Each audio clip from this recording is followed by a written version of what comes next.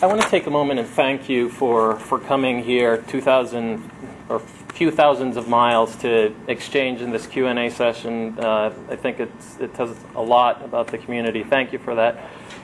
Before you start with the questions, I was wondering if I could throw in a few of my own, just three. In light of the mainstream media's coverage of... I'm pretty sure that the question... This is really quick. Essentially, the religion of peace... We have a format that we are following. We're broadcasting this on live online right now. We'd like to encourage everyone to follow the format and fill out the questions. Will you be able to address kitman and taqiyya, the deception that's in Islam? No oral questions from the floor. If you don't know how to talk to somebody, they'll write it for you and send it up. There were posters around that there would be a Q&A session, and I'm pretty certain that my questions... I'm saying, like, gentlemen, I have some questions because I experienced in my life, by my skin, whatever you are preaching right now. And I have some truths that... we have asked very nicely if you will write your questions down, send them up at the proper time, we'll take them. We are not going to entertain anything from the floor. What's going to happen? We made this very clear. To talk about this, okay, we thank you for attending. If anyone else would like to leave along with this gentleman, Sir, this is a public library. This is taxpayers, and we are not going to be taken out of here. This is taxpayer funded. Well, then conduct yourself according to the rules of the moderator. Will you answer the question about taqiyya and kitman, the practices of deception? If we can get... We'll answer the questions of the answers to those. That's the format that we do. Yes, sir. All we're asking is that we adhere to the guidelines. Okay, here are the questions. The questions are right here. I actually wrote them down. Sir, you can read them. Sir, thank you for not at least executing us at Islamic Republic of Iran. Can you read my questions aloud? They're very short, please. You just gave me your word that you would answer them if they're written. I wrote them and I gave them to you right now. Don't need to be. We'll do whatever it takes. Okay, so just relax. Take it easy. No problem. Okay. I'm going to pass out some pamphlets in case they decide not to answer. Excuse me. We're going to answer your question, but okay. But it's really very inappropriate to pass out things without the permission of the. I called the library and I have the rules here. It is perfectly acceptable to do this. I asked you a few questions. The reason why I am doing it in this fashion is because I am well aware that the questions I'm asking are usually not addressed by... Okay, you can address the question that has been given by... We hear from the MSM, and I don't know what the MSM is. Mainstream media. And Muslim apologists that Islam is the ROP, and I don't know what that is. I'm assuming you mean the religion of peace. Yet around the world, Muslims commit abominable acts. Thank you, sir. Now, first of all, Islam and Muslims don't have in any way a monopoly on abominable acts.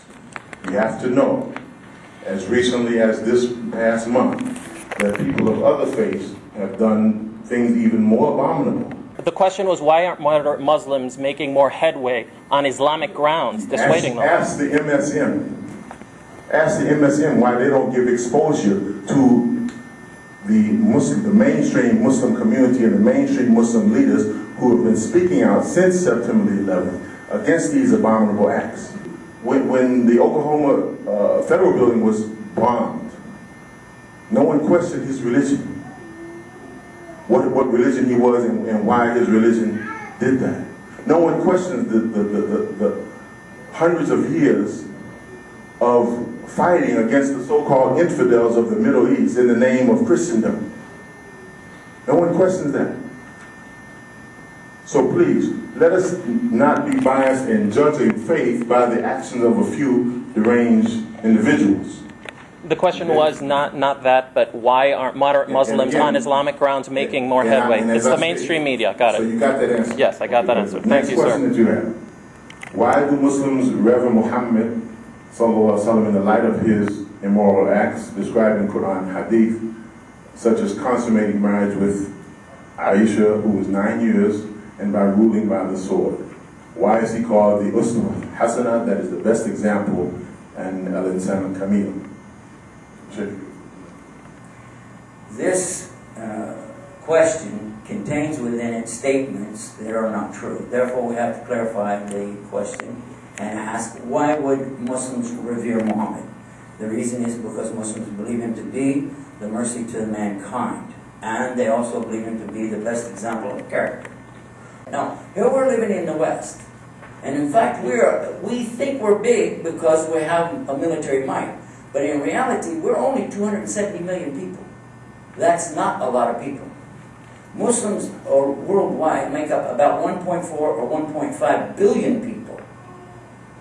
And if you looked at the population of the United States and said, we do have some stinkers here. And I think you can do the math fast enough to realize that if you had even 100 or 200 people out of 1.5 billion that were crazy and did bad stuff, that doesn't compare even close in ratio to the number of problems that we have here in this United States every day. Because, and whether you know it or not, the statistics, this was published about 10 years ago, I don't know what it is now, every 40 seconds a woman was raped or abused, sexually in this country. Every 40 seconds.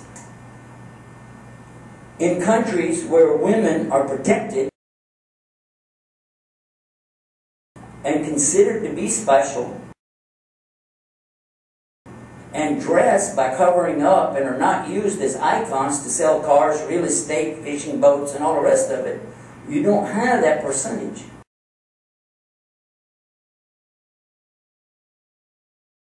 Sir, do you think that... for this experience, I can tell you that Aisha, I'm sure that the people, the majority of the people, are good in all the countries where you go.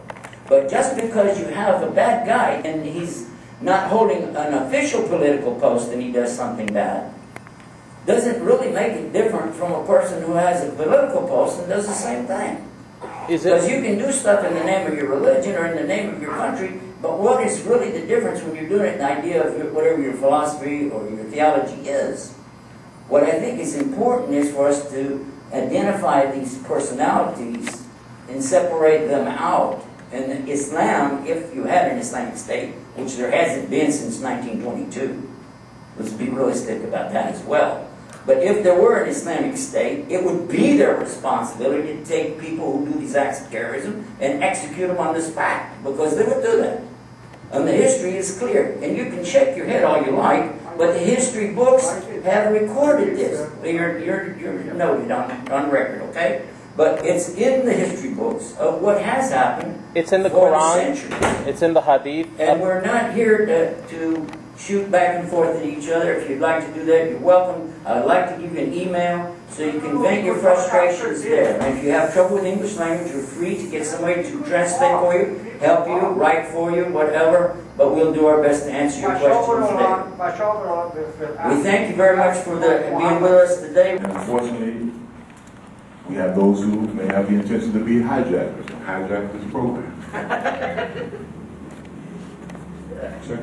Sorry for kind of disturbing your sweet talks. This is what they don't want to. When Taliban was doing in Afghanistan, those it's kind just of information. things. You can throw it away if you want. Saudi Arabian king that not support You don't have to take my word. Hi, please. So basically, the information that are these gents with you as well? No. Okay. I just want to talk to you.